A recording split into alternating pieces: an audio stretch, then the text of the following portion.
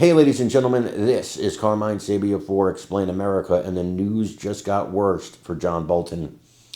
Before we get started, please make sure you like, comment, share, and subscribe. Those little things really help us out, and they help our channel continue to grow. Bolton's staring down the barrel of decades in prison for the way he really recklessly handled classified information, and a lot of people have been trying to say, well, Trump mishandled classified information. That's been the case they're making. No doubt it's the case Bolton's going to make, right? Well, Biden and Trump and Vance, not Vance, I'm sorry, but former Vice President Mike Pence, well, their cases are all very, very different than Bolton's case. And that's what makes the news worse for him. I was watching Honig of CNN, who's really a fantastic legal mind, and he was talking about it. And he was saying if that's his case, that, well, Trump did the same thing, then he's going to have a problem because Trump did not do the same thing. These cases are not the same. Bolton's case is much worse. I think Bolton will get convicted here. Just from what I'm not a legal expert. Just from what I'm hearing from legal experts, I think Bolton will get convicted. I think he's going to do some serious prison time. And I don't think it's because he crossed Trump, because I believe this investigation was started under the Biden administration. So where's the bias there? I want you guys to watch this, listen to what Honig had to say here, and let me know what you think in the comments. Your legal analyst, Ellie Honig. Ellie, now that we've seen this indictment, how serious do these charges seem to you? Well, Jake, if prosecutors can prove these charges, that's always the big if, then John Bolton's conduct, to me, is more serious, certainly than we saw in the investigations of Hillary Clinton, of Mike Pence, of Joe Biden, and even more serious than the conduct that got Donald Trump indicted. Let me tell you why. First of all, John Bolton didn't just mishandle this information. He didn't just keep it in a box in a garage or even scattered around a resort. He actively disseminated it to two people, according to the indictment, two family members who were outsiders, who had no security clearance over AOL, which, by the way, was hacked. Second of all, we're talking about the highest level security. The indictment talks about information relating to military attack plans, to missile launches, to foreign leaders, to sensitive sources and methods. And third of all, Bolton's team was not exactly forthcoming about this. There came a point where they learned his email had been hacked by Iran. They notified the FBI, but they omitted the fact that John Bolton was using that account to communicate with these outsiders. So I think if DOJ can prove this, this is big, big trouble for John Bolton.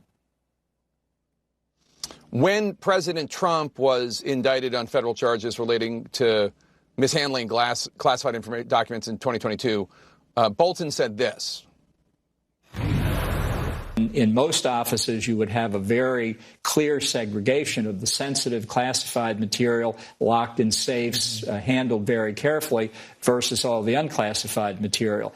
This, to me, is more evidence that Donald Trump didn't give much attention to the sensitivity of the classified information.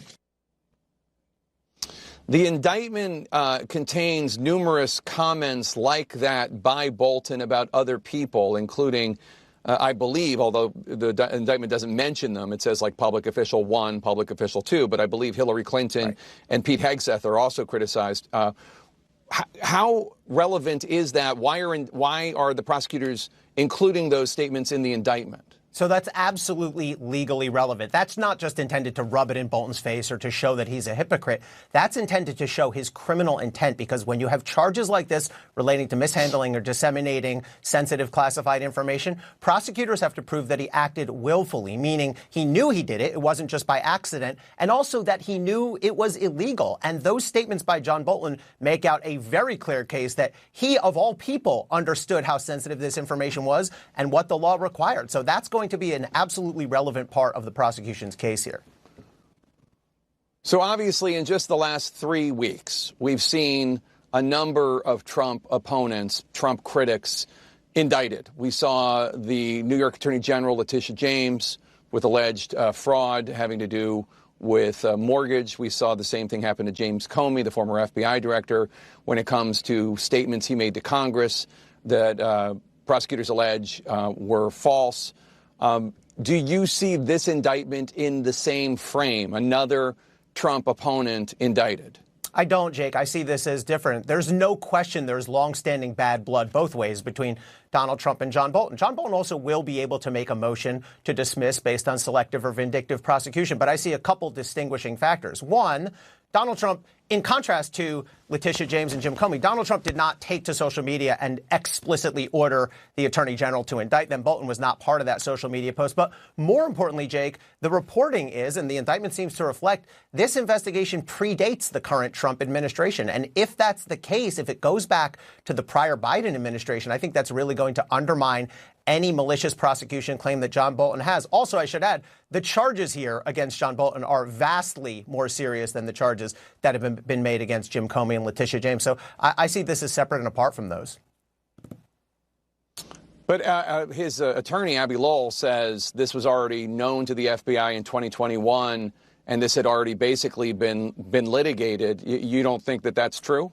Yeah, I'm not sure where Abby is basing that. I mean, look, in 2021, if Abby Lowell is referring to the incident where John Bolton's emails got hacked by Iran and Bolton's team then contacted the FBI and told them about it, fine. But what he's leaving out of it is that they did not tell the FBI the key details, which was that John Bolton had long been writing down pages upon pages of sensitive information and then emailing it over AOL to these two outsiders. That's what really makes this indictment important. And if they left that out when they contacted the FBI, then no, that was not properly resolved.